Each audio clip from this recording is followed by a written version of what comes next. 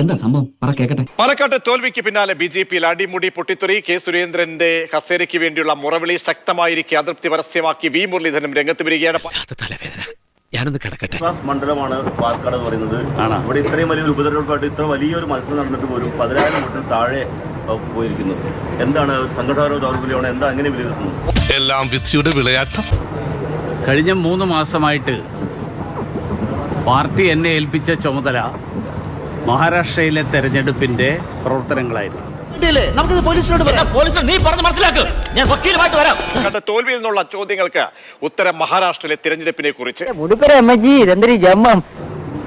അതുകൊണ്ട് പാലക്കാടും ചേലക്കരയും വയനാട്ടിലും ഒക്കെ പ്രചരണത്തിന് പോയി എന്നുള്ളതിനപ്പുറത്ത് വിശദാംശങ്ങൾ എനിക്ക് അറിയില്ല.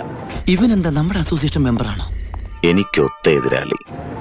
അതുകൊണ്ട് ആ കാര്യങ്ങളൊക്കെ സംസ്ഥാന പ്രസിഡന്റ് ഞാൻ മനസ്സിലാക്കുന്ന ഇന്നലെ പറഞ്ഞിട്ടുണ്ട്. എന്താണ് കൂടുതൽ എന്തെങ്കിലും ഉണ്ടെങ്കിൽ അദ്ദേഹത്തിനോട് തന്നെ ചോദിക്കുന്നത് നല്ലതായിരിക്കും.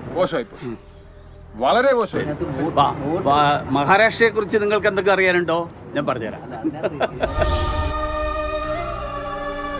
എനിക്കൊന്നും മനസ്സിലാവില്ല. എനിക്കെല്ലാം മനസ്സിലായി. ത്തിന്റെയൊക്കെ തന്നെ ഭാരം വിശ്വസ്തനായ സുരേന്ദ്രന്റെ തലയിലേക്ക് വെക്കുന്നു എന്ന സൂചന. അടിപൊളി. അതെന്താണോ താനൊരു അർത്ഥം വെച്ച് സംസാരിക്കുന്നത്? ഞാനാണ് ഈ ഏരിയയിലെ സാറിന്റെ സ്ഥിരം വേട്ടമൃഗം. ഓഹോ,